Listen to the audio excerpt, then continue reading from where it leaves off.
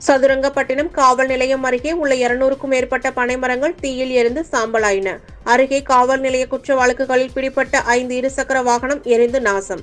செங்கல்பட்டு மாவட்டம் கல்பாக்கம் அடுத்த பூந்தண்டலம் கிழக்கு கடற்கரை சாலையில் உள்ள சதுரங்கப்பட்டினம் காவல் நிலையம் அருகே 200க்கும் மேற்பட்ட சுமார் 10 அடி உயரம் கொண்ட பனைமரத்தோப்பு உள்ளது.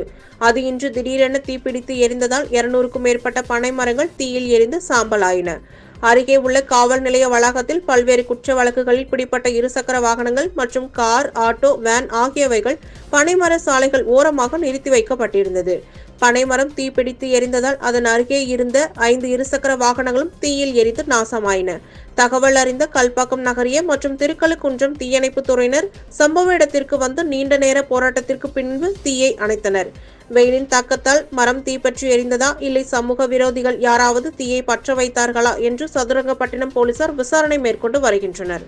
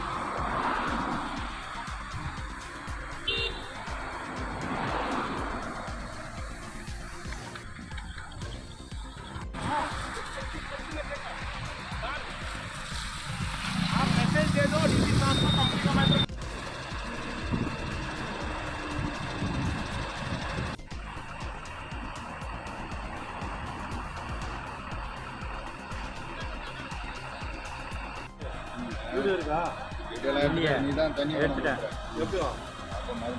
எவ்வளவு நேரம் ஆகுது?